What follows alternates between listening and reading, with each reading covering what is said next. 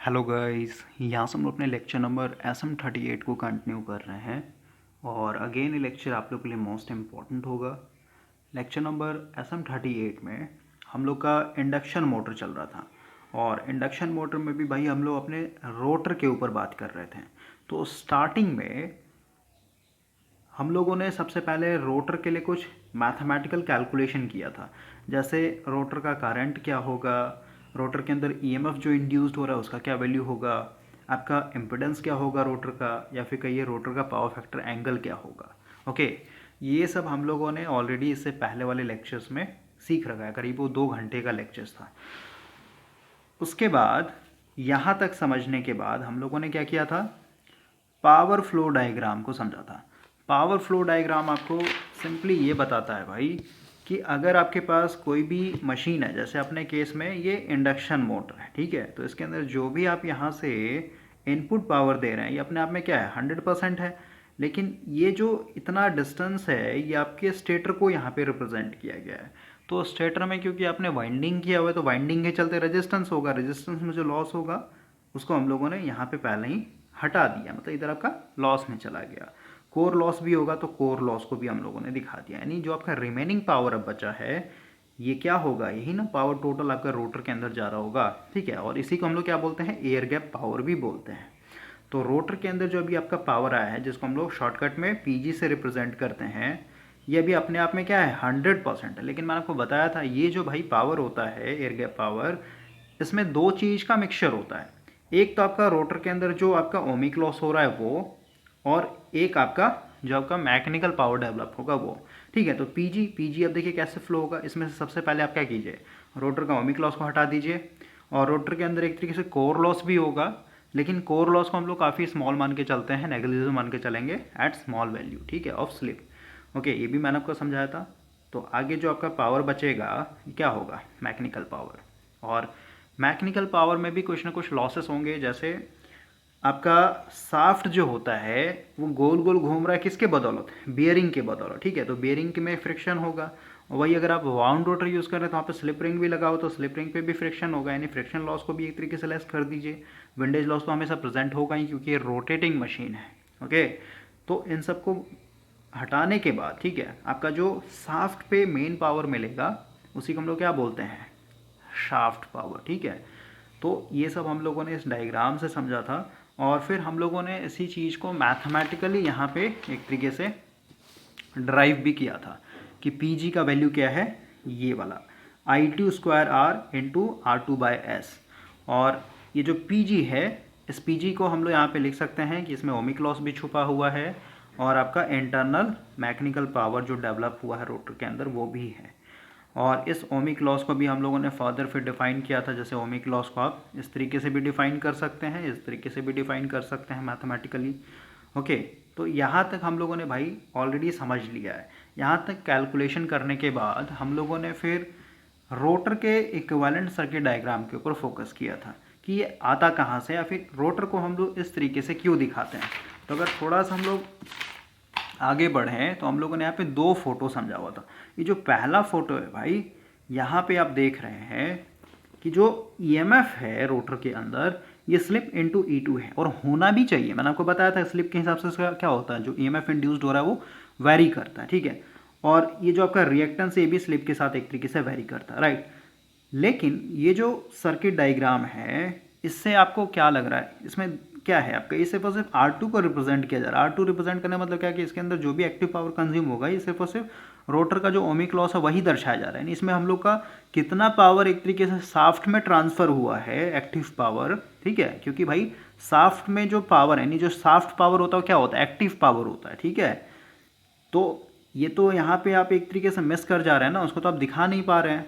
लेकिन अगर हम लोग इस वाले डायग्राम की बात करें तो इसमें हम लोगों ने क्या किया था, इस रेजिस्टेंस को कुछ इस तरीके से लिखा है R2/S, और ये वेरिएबल होता है। या फिर कहिए ये जो आपका R2/S है भाई, इसको हम लोग फर्दर 2 पार्ट में तोड़ सकते हैं, R2 और plus R2 into 1 - S divided by S, ठीक है, क्योंकि दोनों सीरीज में, तो इन दोनों को जोड़िएगा तो ये क्या हो जाएगा, ऑटोमेटिक R2/S में कन्वर्ट हो जाएगा, राइट। तो यहाँ तक हम लोगों ने ऑलरेडी समझा हुआ है। आज के सेशन में हम लोग सबसे पहले इक्विवेलेंट सर्किट डायग्राम की बात करेंगे, यानी इंडक्शन मोटर को हम लोग इस तरीके से कैसे दिखाते हैं, ठीक है, ये सीखेंगे।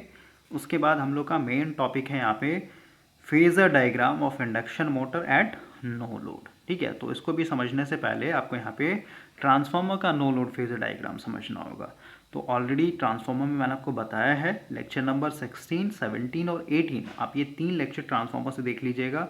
ऐसे यहाँ पे नो लोड के लिए मैं यहाँ पे रिवाइज करवाऊँगा, ठीक है, आपको समझने में दिक्कत नहीं होगा, इतना आप पेशेंस रखिए। तो अभी भाई फिलहाल के लिए तो हम लोगों ने रोटर का सर्किट डायग्राम बना रखा है, ठीक है। अभी हम लोग को स्टेटर के ऊपर भी तो बात करना है ना, इंडक्शन मोटर का स्टेटर का हम लोग कैसे दिखाएंगे। तो जैसे अगर हम लोग ट्रांसफार्मर की बात करें तो ट्रांसफार्मर भाई कुछ इस तरीके का है ना, ठीक है। इसमें भी आप देख रहे हैं 2 वाइंडिंग है, एक आपका प्राइमरी और एक आपका इधर सेकेंडरी, राइट। तो अगर हम लोग ट्रांसफार्मर के इक्विवेलेंट सर्किट डायग्राम के ऊपर फोकस करें तो ये देखिए R1 जो मैंने दिखाया है वाइंडिंग इसके कारण है, ठीक है। इसमें आपका जो फ्लक्स बना वो लीक कर गया, तो उसके कारण हम लोगों ने यहाँ पे लीकेज रिएक्टेंस दिखाया है। ये क्योंकि आपका कोर पे एक तरीके से बंधा हो तो कोर को हम लोग इस तरीके से क्यों दिखाते हैं या फिर ऐसे ही क्यों दिखाते हैं, ये सब मैंने आपको बताया था ट्रांसफार्मर के अंदर में। तो ये हो गया आपका कोर का रिप्रेजेंटेशन। और उसके बाद फिर जो वाइंडिंग है, वाइंडिंग को यहाँ पे दर्शाया गया है। और ये दोनों वाइंडिंग एक दूसरे से आयरन कोर से एक तरीके से कनेक्टेड है या फिर ये बंधे हुए हैं, ठीक है, तो उसका रिप्रेजेंटेशन होता है। और फिर आपका सेकेंडरी वाइंडिंग है तो इसके चलते भी आपका रेजिस्टेंस होगा, रिएक्टेंस होगा। और यहाँ पे मैंने वाइंडिंग दिखाया और यहाँ पे एक स्विच लगा दिया और यहाँ पे हम लोग फिर फर्दर लोड लगाएंगे। लोड भी हम लोग कैसा कैसा लगाते हैं, जैसे आपका RL लोड लग जाएगा यहाँ पे, RC लोड लग जाएगा यहाँ पे, ठीक है, तो डिपेंड करता है भाई। और हम लोगों ने ट्रांसफार्मर पे फिर हम लोगों ने फेजर डायग्राम एनालाइज किया था, नो लोड पे या लोडेड कंडीशन पे भी। तो लोडेड कंडीशन में क्या होगा, एक आपका RL लोड के लिए हम लोगों ने देखा था, RC लोड के लिए हम लोगों ने देखा था, ओके। तो इसमें आपका बहुत मतलब डेप्थ में हम लोग बात किए हुए ऑलरेडी। तो भाई अब हम लोग को यहाँ पे स्टेटर के लिए इक्विवेलेंट सर्किट डायग्राम बनाना है, राइट। तो स्टेटर के लिए अगर हम लोग देखें बुक के साथ सिंक्रोनाइज होकर के, तो ये आपका stator equivalent circuit diagram for polyphase induction motor. तो स्टेटर में भी क्या कर रहे हैं आप, एक वाइंडिंग कर रहे हैं, 3 फेज वाइंडिंग, राइट, और वो कोर के ऊपर किया गया। तो सीधी सी बात है, वाइंडिंग के चलते रेजिस्टेंस आएगा R1 और कुछ ना कुछ लीकेज होगा तो आपका यहाँ पे X1। और क्योंकि कोर पे आपने ये वाइंडिंग बांधा हुआ है तो सीधी सी बात है, आपको कोर को दिखाना पड़ेगा, ठीक है। तो जिस तरीके से हम लोग ट्रांसफार्मर में एक तरीके से रिप्रेजेंट करते हैं उसी तरीके से यहाँ पे भी है भाई, ओके। तो स्टेटर में आपको दिक्कत नहीं होना चाहिए। तो स्टेटर का हम लोग को पता है, रोटर का हम लोग को पता है। अब फाइनली हम लोग दोनों को मर्ज करेंगे। तो यहाँ पे देखिए बुक के साथ अगर आप सिंक्रोनाइज होते हैं तो यहाँ पे जो लिखा हुआ A और B, ठीक है, टर्मिनल को ध्यान से देखिए A और B। और ये मेरा एक तरीके से और रोटर का एक तरीके से इक्विवेलेंट सर्किट डायग्राम है, A' और B', ओके।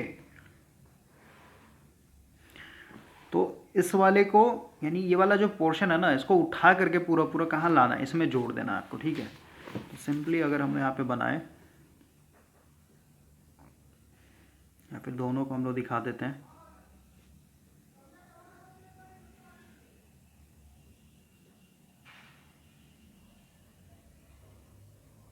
ये हो गया आपका स्टेटर, राइट। यहाँ पे हम लोग R1, X1, RC, XM।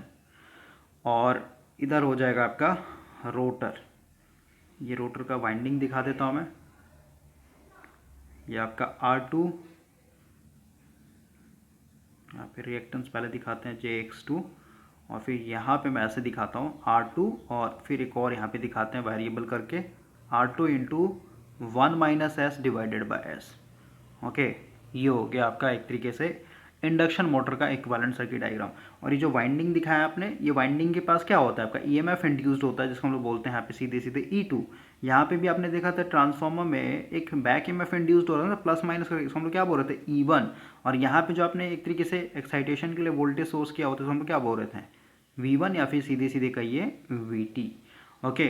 तो अभी भाई हम लोगों ने फर्दर ट्रांसफार्मर में और क्या किया था कि हम लोगों ने इसको, अभी जैसे ये तो 2 नेटवर्क का सर्किट है ना, एक तो ये सर्किट बना, एक ये दूसरा सर्किट बना, ठीक है। क्योंकि अभी भी 2 सर्किट को एनालाइज करना काफ़ी डिफिकल्ट होता है, तो हम लोगों ने क्या पढ़ा था, रेफर्ड वैल्यू एक तरीके से पढ़ा था, ठीक है।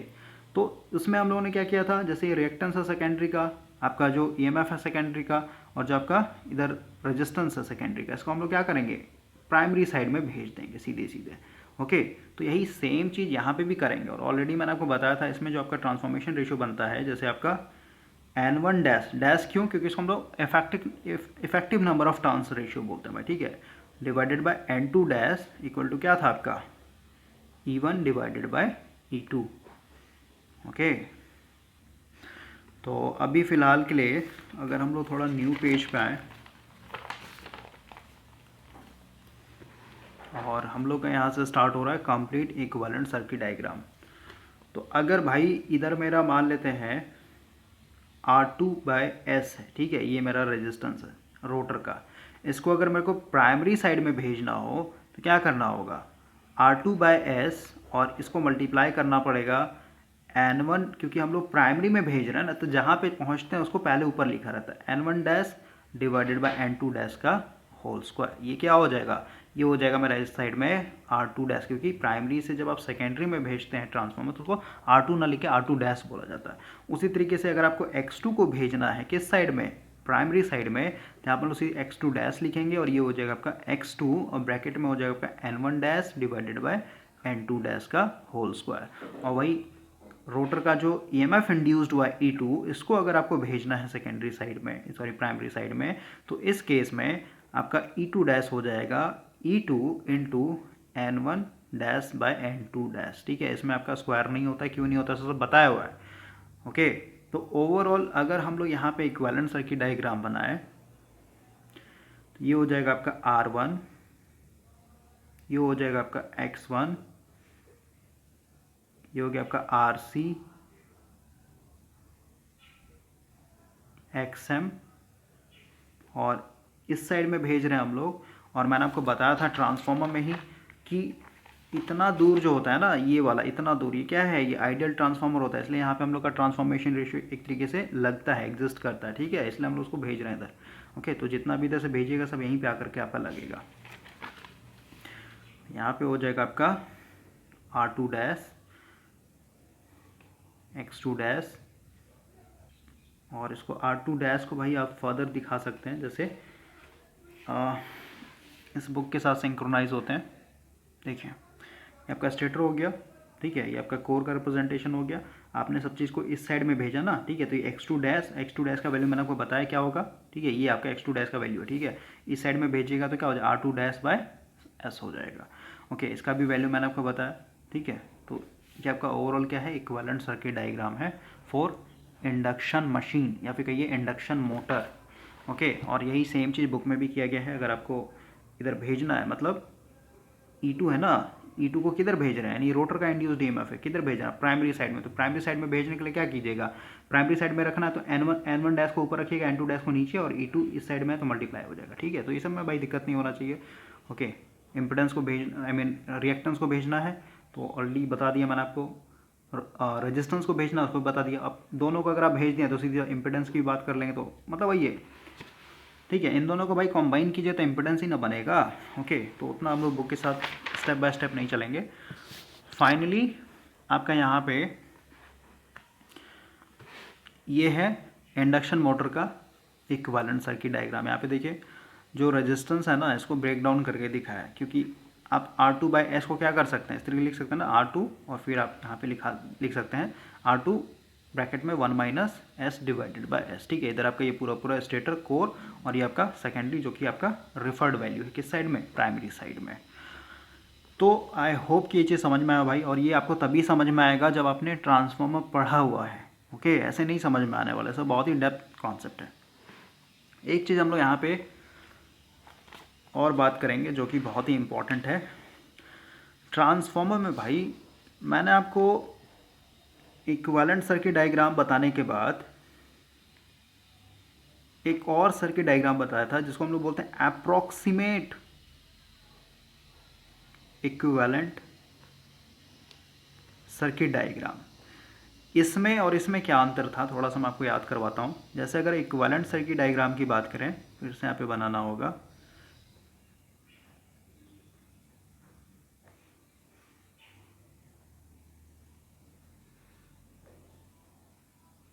ऐसे समझिए आप, ठीक है। देखिए, इक्विवेलेंट सर्किट डायग्राम में क्या था, ये जो हम लोगों ने कोर का रिप्रेजेंटेशन किया था ना, ये कोर का रिप्रेजेंटेशन कहाँ था, ये R1 और X1 के बाद था, ठीक है। लेकिन ये जो अप्रोक्सीमेट इक्विवेलेंट सर्किट डायग्राम था। इसमें हम लोगों ने क्या किया था,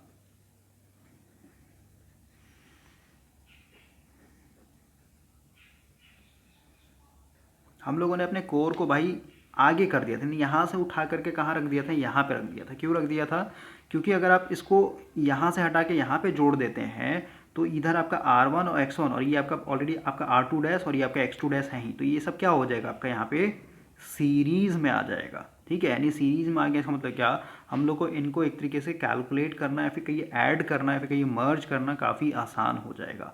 लेकिन ऐसा हम लोग कैसे कर पा रहे थे, ऐसा इसलिए कर पा रहे थे भाई क्योंकि अगर हम लोग भाई नो लोड की बात करें, यानी एट नो लोड, तो एट नो लोड पे जो ट्रांसफार्मर करंट खींचता है यहाँ से, ठीक है, जो भी करंट खींचेगा ये काफ़ी एक तरीके से स्मॉल होता है। ठीक है, जिसको हम लोग बोलते हैं एक्साइटेशन करंट। स्मॉल क्यों होता है, क्योंकि मैंने आपको बताया था कि ये ट्रांसफार्मर क्या है, एक तरीके से आयरन कोर के ऊपर एक तरीके से बंधा हुआ है, यानी जो भी इनके बीच में म्यूचुअल फ्लक्स है, ठीक है, ये आयरन कोर से होकर के जा रहा है। और इस फ्लक्स को मेंटेन करने के लिए आपको काफ़ी कम एक्साइटेशन करंट देना पड़ेगा। ठीक है, क्योंकि आयरन का जो रिलेक्टेंस होता है वो काफ़ी स्मॉल होता है। रिलेक्टेंस स्मॉल इसका मतलब क्या, आप एमएमएफ की बात करें तो क्या होता है आपका एमएमएफ, या फिर कहिए फ्लक्स की बात है, क्या होता है आपका एमएमएफ डिवाइडेड बाय रिलेक्टेंस।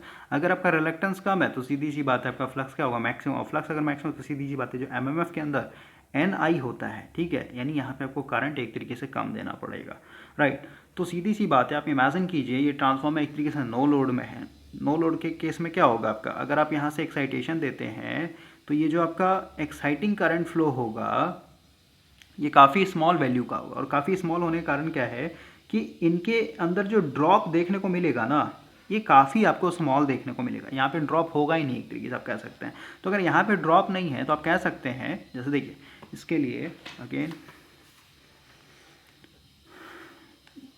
एक साथ दिखाने में दिक्कत हो जाएगा, लोग सिर्फ और सिर्फ प्राइमरी साइड पे फोकस करते हैं। ठीक है, देखिए भाई अगर ये ट्रांसफार्मर नो लोड पे है, ठीक है, नो लोड कहने का मतलब यहाँ से स्विच एक तरीके से मेरा ओपन है, कोई लोड नहीं लगा हुआ है, ठीक है, तो इधर तो कोई करंट आएगा नहीं।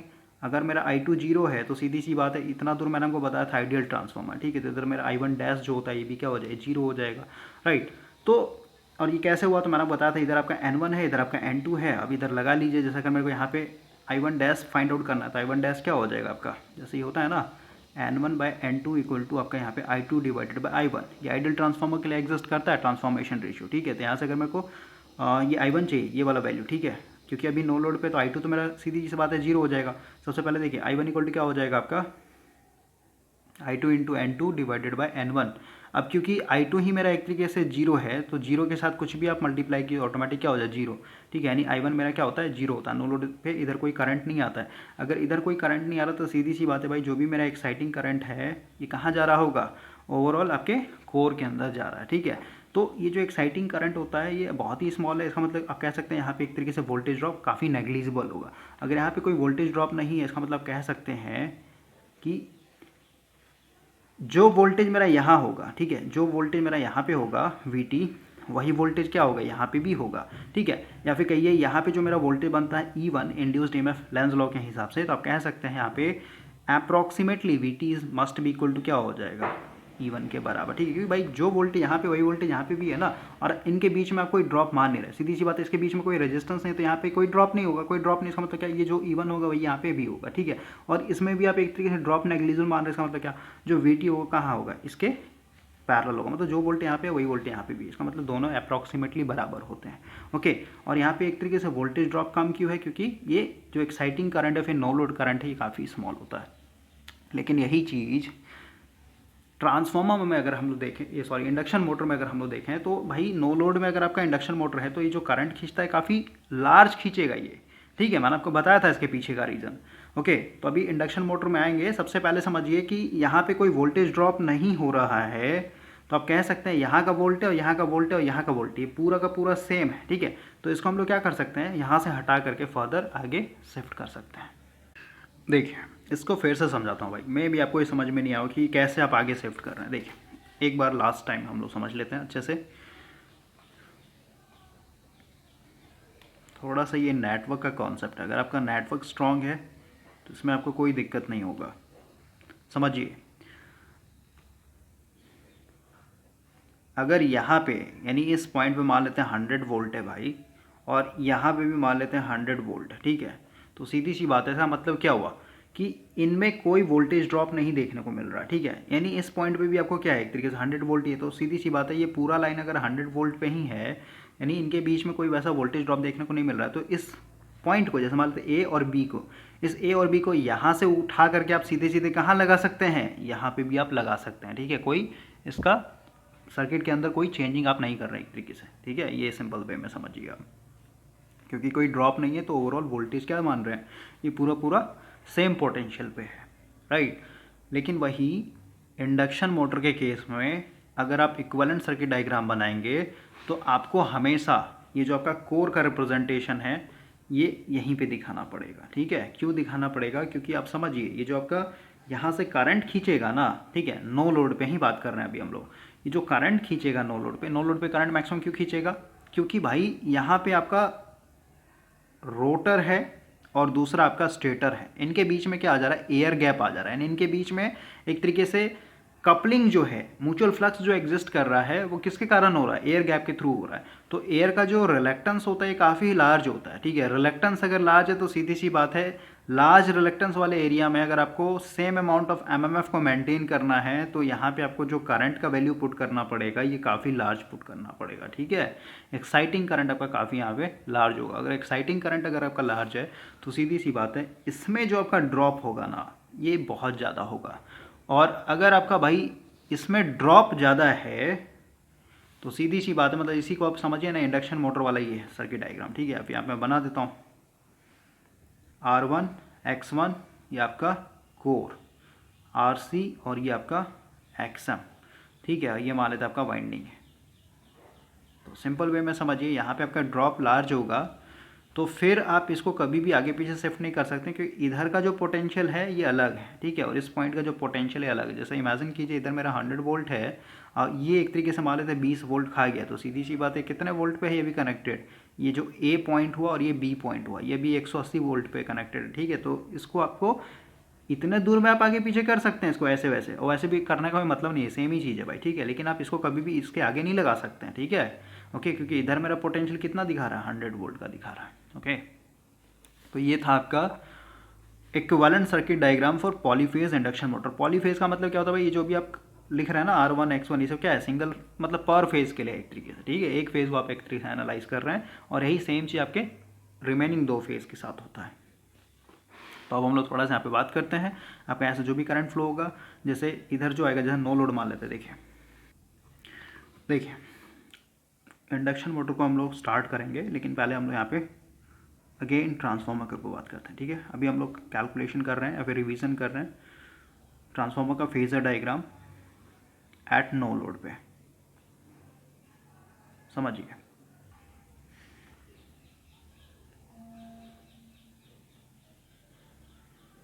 ये आपका हो गया iron core, primary winding, secondary winding, और इनके बीच में ये है म्यूचुअल फ्लक्स, ठीक है, इस तरीके से आपका एग्जिस्ट कर रहा है। सबसे पहले भाई यहाँ से जो भी करंट आ रहा है, मान लेते अभी हम लोग नो लोड पे रख रहे हैं, ठीक है, नो लोड कहना मतलब इधर मेरा वाइंडिंग ओपन है, तो इधर से जो भी करंट आएगा, अभी जस्ट बताया मैंने आपको कि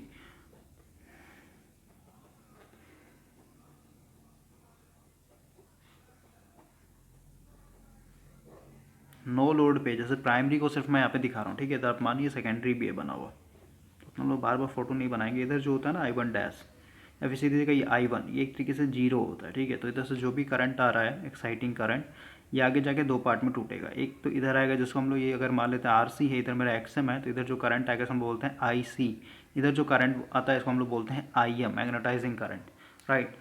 तो अभी सबसे पहले इस करंट के चलते क्या है, इसके अंदर एक फ्लक्स बन रहा है जिसे हम लोग बोल रहे हैं फाई। तो सबसे पहले भाई हम लोग मानते हैं, क्योंकि हम लोगों ने यहाँ से एक तरीके से साइनोसोडियल सप्लाई दिया हुआ है, तो जो करंट फ्लो होगा ये एक तरीके से टाइम वेरिंग होगा, ठीक है, इसको हम लोग आई बोल सकते हैं। एक्साइटिंग करंट क्या है, टाइम वेरिंग, उसको हम लोग क्या लिखेंगे, IM साइन ओमेगा टी, ठीक है, ये मेरा करंट है। अब क्योंकि यही करंट क्या करेगा, फ्लक्स बनाएगा, तो फ्लक्स इक्वल टू क्या होता है, MMF divided by reluctance. MMF को अगर मैं फर्दर ब्रेक करूँ, एफ ओपन करूँ तो क्या होता है, नंबर ऑफ टर्न्स इनटू आपका जो भी करंट है, ठीक है। यहाँ पे आईटी लिख दूँ, मतलब टाइम वेरिंग करंट होता है ना। तो सीधी सी बात है भाई, यहाँ पे अगर मैं इस करंट का वैल्यू यहाँ पे पुट करूँगा आईटी की जगह, करंट की जगह, तो क्या हो जाएगा मेरा phi equal to N into ये हो जाएगा आपका I M sine omega T divided by reluctance.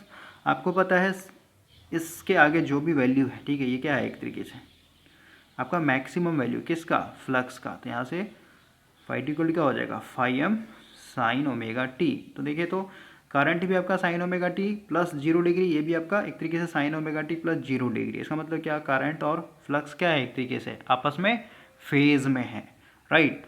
तो ये जो फ्लक्स है, अब ये फ्लक्स क्योंकि भाई टाइम वेरिंग है, तो यहाँ पे एक तरीके से क्या करेगा, पल्सेट करेगा। पल्सेट करने के कारण क्या होगा, यहाँ पे एक अपोजिट लेंस लॉ के हिसाब से ईएमएफ इंड्यूस्ड होगा, जिसको हम बोल रहे हैं यहाँ पे E1, राइट। तो E1 का वैल्यू क्या होगा, E1 according to Friedl law क्या होता है, minus N D phi by D T. तो यहाँ पे हम लोग का फ्लक्स एक तरीके से टाइम वेरिंग है, तो फ्लक्स का वैल्यू पुट करते हैं, तो E1 इक्वल टू क्या हो जाएगा, माइनस एन, और क्योंकि अभी हम लोग प्राइमरी साइड का एक तरीके से इंड्यूस्ड ईएमएफ देखना चाहते थे, यहाँ पे N1 मल्टीप्लाई करेंगे हम लोग, ठीक है, N1 हो जाएगा ये। फ्लक्स मेरा क्या है, फ्लक्स तो भाई कॉमन है ना, यही वाला वैल्यू है फ्लक्स, इसका वैल्यू पुट कीजिए यहाँ पे, और इसको डिफ्रेंशिएट करना है डी बाई डी टी, और फ्लक्स है मैं यहाँ पे क्या लिखूँगा, phi M sine omega T. आप इसको एक तरीके से डिफ्रेंशिएट कीजिएगा तो ये हो जाएगा आपका माइनस N1, और मतलब डायरेक्ट लिख देता हूँ भाई, ये साइन फिर एक तरीके से कॉस में चेंज होगा, उसका फिर हम लोग को ये ट्रिग्नोमेट्रिक प्रॉपर्टी यूज़ करके ये हो जाएगा आपका E1 equal to N1 phi M sine omega T minus 90। तो ये हो गया आपका एक तरीके से यहाँ का ईएमएफ, और क्योंकि यही फ्लक्स क्या है, यहाँ सेकेंडरी वाइंडिंग में भी ईएमएफ इंड्यूस्ड करवा रहा है ना। तो जैसे अभी E1 था मेरा N1 five x sign omega T minus 90, current था मेरा, या फिर कहिए सीधे फ्लक्स जो था मेरा यहाँ पे phi M sine omega T, और वही इसी तरीके से अगर हम लोग भाई, क्योंकि यही फ्लक्स क्या है, E2 भी एक तरीके से जनरेट कर रहा है ना, तो E2 भी उसी तरीके से कर लेंगे, E2 equal to minus N2, ये हो जाए आपका D phi by D T, ठीक है। फ्लक्स का वैल्यू आप यहाँ पे पुट कीजिएगा, ठीक है, उसको डिफ्रेंशिएट कीजिएगा, तो डायरेक्ट मैं लिख रहा हूँ E2 इक्वल टू क्या हो जाएगा, माइनस सॉरी यहाँ पे directly N2 phi M sine omega T minus 90। Okay, तो देखिए मेरे पास फ्लक्स है, मेरे पास ईएमएफ है, ठीक है। तो सबसे पहले अगर हम लोग रेफरेंस ले, क्योंकि ये एक तरीके से प्लस 0 डिग्री पे, तो मैं यहाँ पे मान लेते हैं ये मेरा हो गया एक तरीके से फेजर डायग्राम में, ये मैं फ्लक्स का रेफरेंस लेकर के चल रहा हूँ। फ्लक्स अगर मैं यहाँ पे एक्चुअल वैल्यू पुट करूँ तो ये मेरा phi M sine omega T, यानी 0 डिग्री, इसको मैंने रेफरेंस मान रखा है, राइट। अब आपको पता है भाई, इतना आप मशीन पढ़ रहे हैं, हमेशा मैंने आपको बताया है जो भी आपका फ्लक्स के कारण ईएमएफ इंड्यूस्ड होता है वो हमेशा लैग करता है 90 डिग्री। तो आप मैथमेटिकली भी देखिए, फ्लक्स मेरा क्या है, ये phi M sine omega T plus 0 degree पे है, ठीक है। लेकिन जो आपका ईएमएफ इंड्यूस्ड हो रहा है, फिर चाहे E1 की बात करें या फिर E2 की बात करें, देखिए ये भी साइन का है प्रॉपर्टी, इसके साथ भी साइन लगा हुआ, लेकिन ये क्या ओमेगा टी माइनस 90 है, ये भी क्या है ओमेगा टी माइनस 90। इसका मतलब क्या, ये दोनों E1 और E2 क्या करेगा, इस फ्लक्स से लैग करेगा। तो अभी हम लोग ये जो आपका डिफ़ॉल्ट में चलता है कि एंटी क्लॉकवाइज, यानी नीचे अगर मैं दिखा दूँ तो क्या है, ये एक तरीके से एंटी क्लॉक में लीड कर रहा है, ठीक है। इधर मेरा क्या हो जाएगा, E1 हो जाएगा, और E2 को मैं थोड़ा सा बड़ा दिखा देता हूँ क्योंकि दोनों एक साथ फेज में होगा, क्योंकि देख रहे हैं sine sine omega T minus 90 omega T minus 90, मतलब दोनों एक ही एक्सिस पे होगा, दोनों फेज में होगा, राइट। यहाँ पे E2 को मैं बड़ा दिखाने का मतलब क्या है कि मेरा यहाँ पे एक तरीके से स्टेप अप ट्रांसफॉर्मर है, ठीक है। और वही अगर मैं E1 को बड़ा दिखाता E2 को छोटा, मतलब वो स्टेप डाउन ट्रांसफॉर्मर है, ओके। तो ये हो गया, यहाँ से ये 90 डिग्री क्या कर रहा है, ईएमएफ आपका लैग कर रहा है। अब देखिए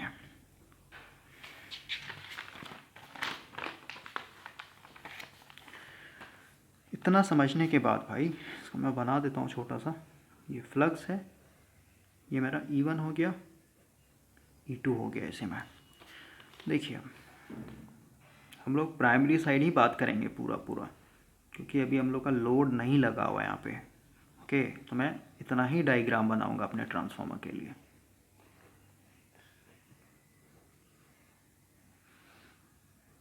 R1 X1, इधर आपका एक्साइटिंग करंट, इधर आपका जीरो करंट, ठीक है, इधर आपका IC, इधर आपका IM, राइट।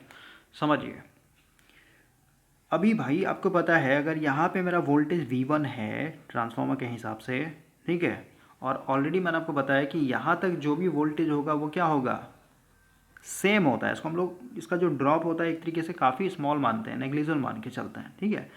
लेकिन आपको पता है यहाँ पे जो आपका लेंज लॉ के हिसाब से ईएमएफ इंड्यूस्ड होता है E1, ठीक है, वो E1 क्या होता है, जस्ट 180 आउट ऑफ फेज होता है किससे, VT। मतलब यहाँ पे जो ईएमएफ इंड्यूस्ड हो रहा है E1 भाई इस वाइंडिंग में, वो क्या करता है, इसको अपोज करता है ना। तो मैं सीधे सीधे क्या लिखूंगा, V1 equal to minus E1, मतलब V1, और माइनस का मतलब मैंने बताया जब हम लोग ऑपरेटर के बारे में पढ़ रहे थे कॉम्प्लेक्स वाला, ठीक है। माइनस मतलब कि यहाँ पे मैं J लगा सकता हूँ, मतलब 180 आउट ऑफ शिफ्ट, मतलब सीधी सी बात है भाई, ये वोल्टेज और ये वोल्टेज क्या एक दूसरे को अपोज करते हैं, बस इतना समझिए आप, इसलिए मैंने यहाँ पे माइनस लगाया हुआ है। ओके, तो देखिए, तो अगर मेरा E1 इधर है, ठीक है, E1 क्या है, ये मेरा पॉजिटिव है, ठीक है, ध्यान समझिए, ये मेरा पॉजिटिव E1 है। अगर मेरे को नेगेटिव E1 दिखाना हो तो नेगेटिव E1 कहाँ आ जाएगा, इसका जस्ट अपोजिट, और सेम मैग्नीट्यूड का। देखिए यहाँ पे थोड़ा सा बड़ा बनाना होगा, ये फ्लक्स है आपका E1 है, लेकिन ये पॉजिटिव में है, E2 है, ये भी आपका पॉजिटिव में है, ठीक है।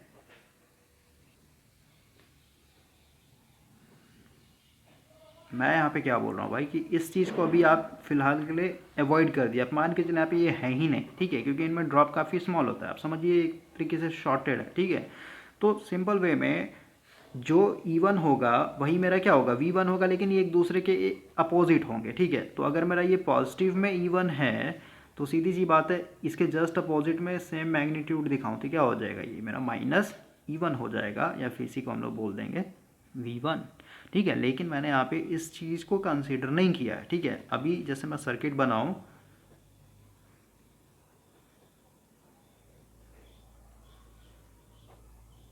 तो हम लोग इस सर्किट के हिसाब से चल रहे हैं कि मेरा E1 है और यहाँ पे मेरा एक तरीके से V1, ठीक है, इनके बीच में मैंने इसको अवॉइड कर दिया, ठीक है। तो आप कहेंगे ना ये कुछ इस तरीके का बनेगा आपका, ठीक है। लेकिन भाई हम लोग को तो यहाँ पे इस स्मॉल ड्रॉप को भी दिखाना है ना अपने ट्रांसफॉर्मर को, ठीक है। तो अभी ये एक तरीके से जो आपने बनाया है ये सही है, लेकिन भाई अब हम लोग नेक्स्ट स्टेप में क्या कर रहे हैं, इसको भी एक तरीके से लेकर के चल रहे हैं। देखिए अब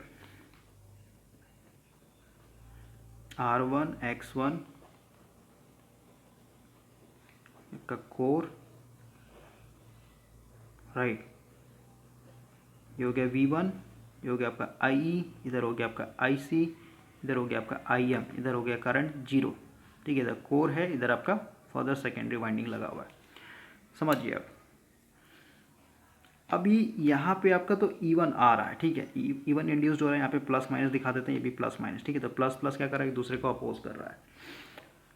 अगर भाई मुझे यहाँ पे KVL लगाना हो, ठीक है, अगर मैं KVL लगाऊं, इस लूप में चलूं, क्योंकि देखिए यहाँ पे जो वोल्टेज है E1 है, ठीक है, वही वोल्टेज क्या होगा, इसके क्रॉस भी होगा, इसके क्रॉस भी होगा, क्योंकि पैरेलल है ना, समझ रहे बात क्या, फिर कहीं जो वोल्टेज यहाँ पे होगा वही वोल्टेज यहाँ पे भी होगा, ठीक है। इधर इतना तक तो कोई ड्रॉप नहीं हो रहा, तो सीधी सी बात है भी क्या है, सेम पोटेंशियल भी, मतलब ये वोल्टेज इसके क्रॉस इसके क्रॉस, ठीक है, यहाँ तक है आपका। ओके, तो अगर मैं यहाँ इस लूप में चलूँ तो क्या लिखूँगा मैं, V1 इज इक्वल टू, या फिर कहिए V1 में से ये ड्रॉप होगा, अभी कौन सा करंट फ्लो हो रहा है, नो लोड, यानी IE इंटू R1 ये ड्रॉप, माइनस फिर ये भी कुछ ना कुछ वोल्टेज खाएगा IE इंटू X1, और यहाँ पे J वे मैं नहीं लगा रहा हूँ, ठीक है, बेसिक रख रहे हैं हम लोग, ठीक है, ऐसे J भी लगा सकते हैं आप, कोई दिक्कत नहीं हो, बताया था मैंने आपको कब J लिखते हैं।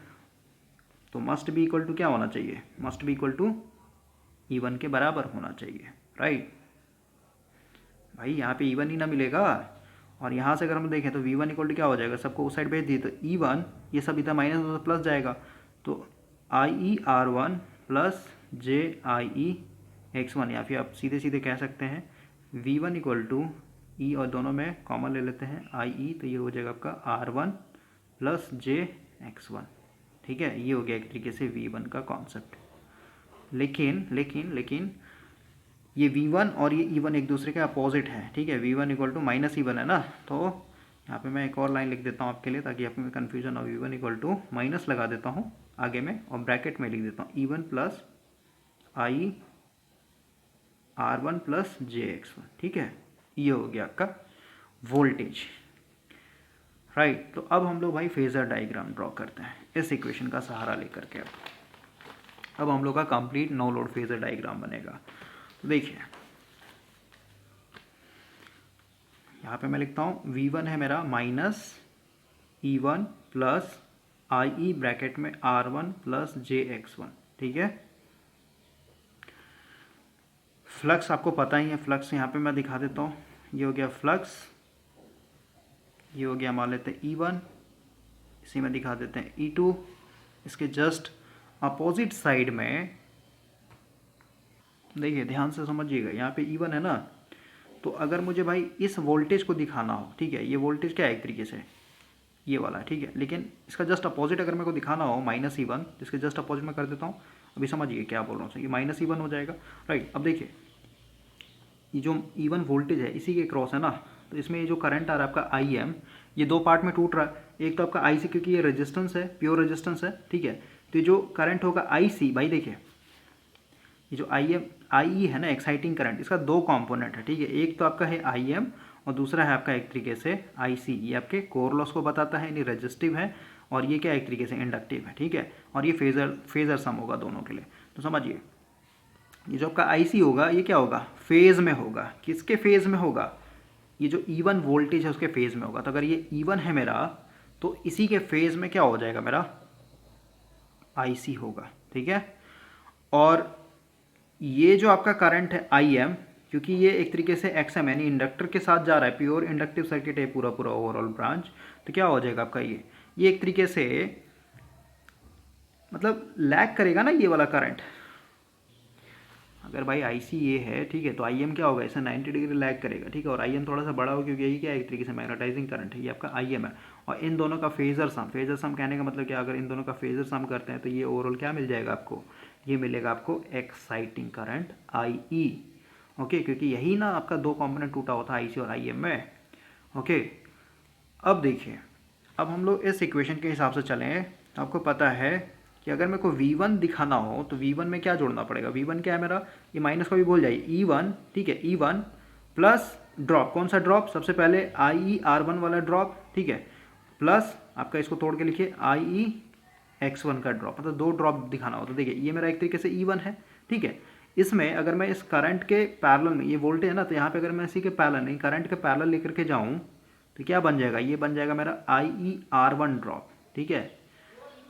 भाई ये ड्रॉप दिखाइएगा ना आप, जैसे अगर आपको ये V1 दिखाना है अपने फेजर डायग्राम में, तो ये आपका हो गया रेजिस्टिव ड्रॉप, और ये जो आपका ड्रॉप होगा ये क्या होगा, ये एक तरीके से इस करंट से 90 डिग्री लीड करेगा, क्योंकि ये वोल्टेज है, ठीक है। तो ये 90 डिग्री लीड करने का मतलब है कि ये आपका कुछ ऐसे भागेगा, और ये हो जाए आपका IM, या फिर कहिए इसको सीधे कहें IE XM, ठीक है।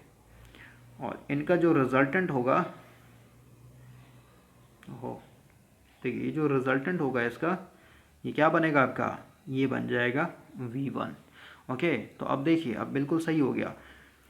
E1 के जस्ट अपोजिट है ना V1 आपका, देख रहे हैं, क्योंकि हम लोगों ने स्टार्टिंग बोला था कि V1 must be equal to minus E1, ठीक है।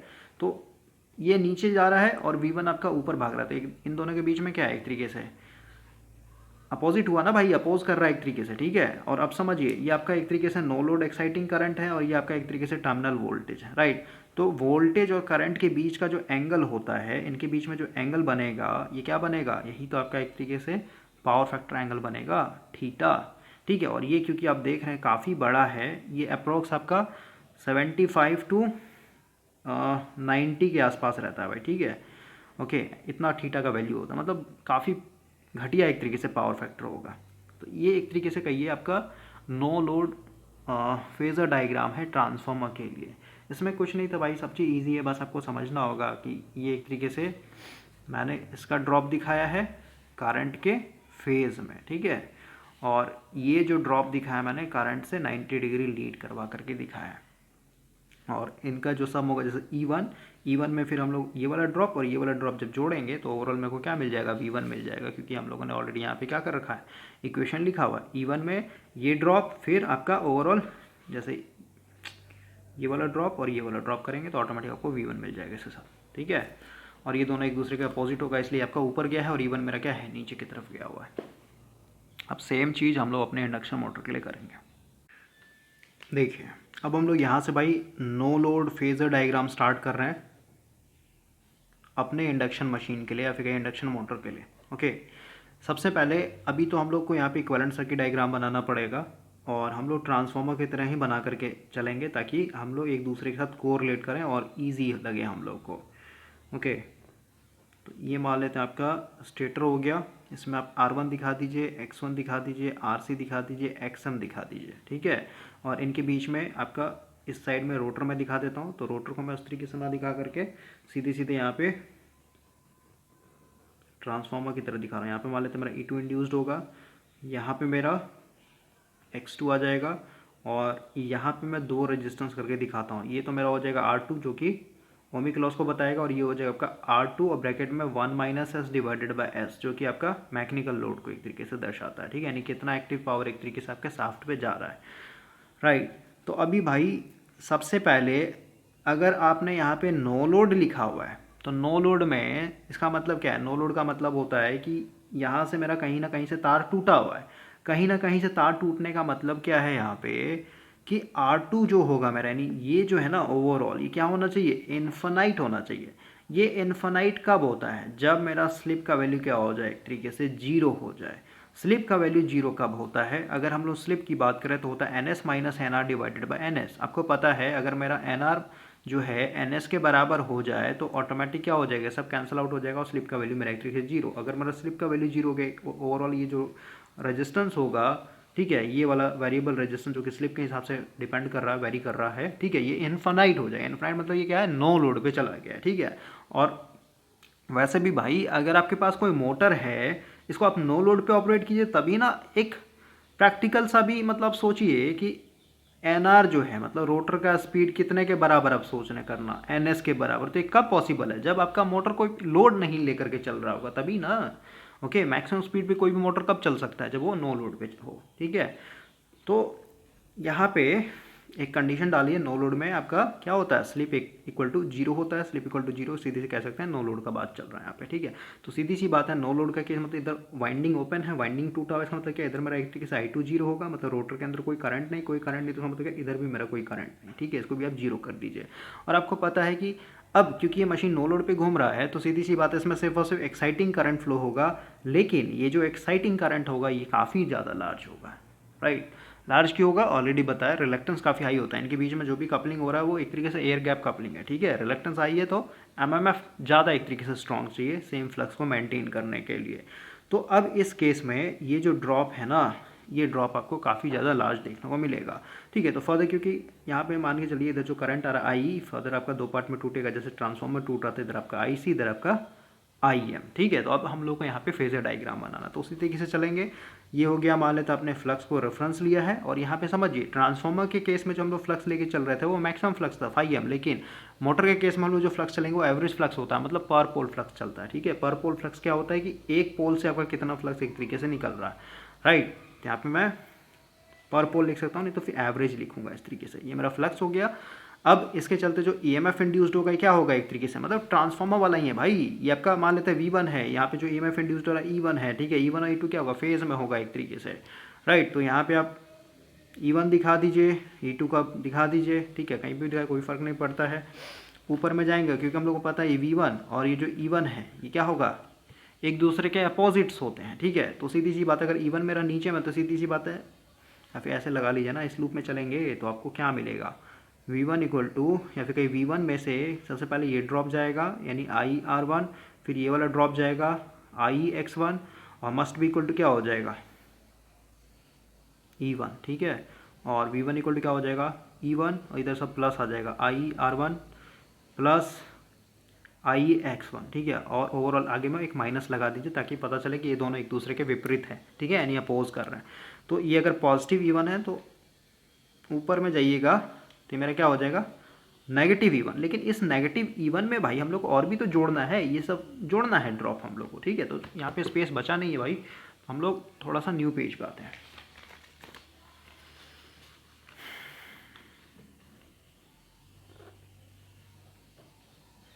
पर पोल फ्लक्स हो गया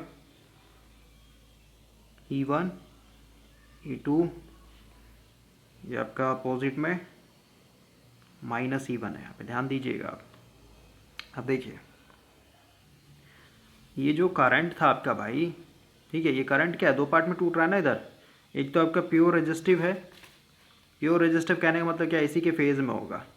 ये हो गया आपका IC, और ये आपका एक तरीके से इंडक्टिव ब्रांच है, तो IM क्या होगा, इससे 90 डिग्री पीछे, यानी इसके साथ फेज़ में होगा।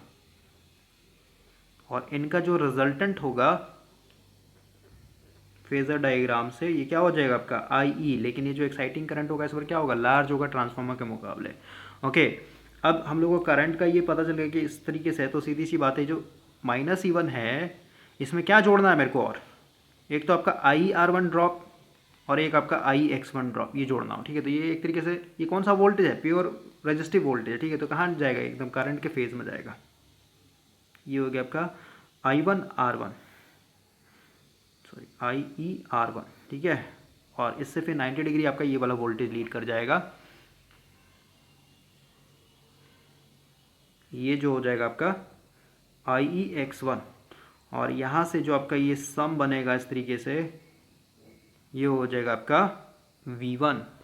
तो ये हुआ भाई ओवरऑल आपका no load phasor diagram of a induction motor. Okay, तो आई होप कि आपको ये चीज़ समझ में आया होगा। और अगेन इनका जो एंगल है पावर फैक्टर एंगल, क्योंकि वोल्टेज V1 और करंट जो है आपका नो लोड के केस में, इनके बीच में जो एंगल बन रहा है थीटा, ये क्या है, बहुत ही ज़्यादा लार्ज है। तो अगेन क्या होगा, यहाँ पे पावर फैक्टर आपका बहुत ही घटिया होगा। ओके, तो इतना क्लियर हो जाना चाहिए भाई। यही चीज़ आपके बुक में भी बताया गया है, बुक के साथ मैं कोरिलेट करवा देता हूँ आपको। ये आपका फ्लक्स है, ये आपका E1 E2 नीचे दिखा दिया गया है, और यहाँ पे देखिए ये जो IM है ये IM फ्लक्स के फेज़ में है, जो आपका IC होगा ये क्या होगा, जस्ट अपोजिट होगा। ठीक है, तो यहाँ पे देखिए बुक के साथ थोड़ा सा हम लोग को समझना होगा भाई। इधर से जो आ रहा है ना नो लोड पे, ये आपका I1 लिखा हुआ है। ठीक है, और I1 को ही हम लोग क्या बोल रहे हैं अभी के डेट में, क्योंकि इधर कोई करंट नहीं जाएगा, अभी जीरो है करंट, इसका मतलब कि I1 ही क्या हो जाएगा मेरा, एक्साइटिंग करंट हो जाएगा। ठीक है ना, तो I1 अगर हम लोग फेजर डायग्राम के हिसाब से चलें तो ये मेरा क्या है, I1 है, और I1 ही क्या है अभी I के बराबर है। ओके, और इसको हम लोग कैसे एक तरीके से रिजल्टेंट कर रहे हैं अभी जस्ट मैंने आपको बताया। ठीक है, तो ये आपको क्लियर हो जाना चाहिए। और इसमें जो भाई ये FR दिखाया गया है, या आपका F2 दिखाया गया है, बोले ये सब क्या है, तो ये सब आपने ऑलरेडी समझा हुआ है भाई। ठीक है, ऐसा ऑलरेडी हम लोगों ने बात किया हुआ है। कहाँ पे बात किया हुआ, थोड़ा सा मैं आपको बता देता हूँ। देखिए यहाँ पे आपका बुक रिफ़र कर रहा है फिगर नंबर 6.3, इसमें आते हैं हम लोग।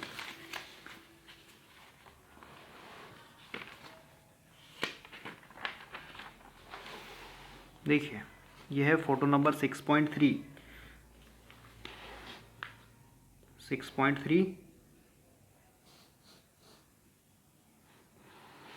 आपका फोटो नंबर C। हम लोगों ने क्या देखा था, ये वाला हम लोगों ने पढ़ा था ना, प्रैक्टिकल वाला। ठीक है, प्रैक्टिकल कौन सा मैंने, जब इसमें हम लोग रिएक्टेंस को भी लेकर के चल रहे थे। ओके, तो उसमें हम लोगों ने फ्लक्स को रेफरेंस लिया अपने भी केस में। अभी जो हम लोगों ने बनाया अपना खुद का फेजर डायग्राम, यहाँ पे फ्लक्स को रेफरेंस लिया है ना हम लोगों ने, एवरेज फ्लक्स या फिर पर पोल फ्लक्स। ठीक है, इस फ्लक्स से जो आपका रोटर के अंदर EMF इंड्यूस्ड हो रहा था क्या था, 90 डिग्री लैग कर रहा था। राइट, इस तरीके से दिखा दिया हम लोगों ने। अब हम लोगों ने क्योंकि रिएक्टेंस को भी यहाँ पे देखा था भाई, यानी कंसिडर किया हुआ है, तो सीधी सी बात है, जब यहाँ पे मैक्सिमम EMF इंड्यूस्ड होगा उसके कुछ देर के बाद, यानी θ2 डिग्री के बाद आगे जाने के बाद इसमें क्या होगा, करंट फ्लो होगा। समझ में?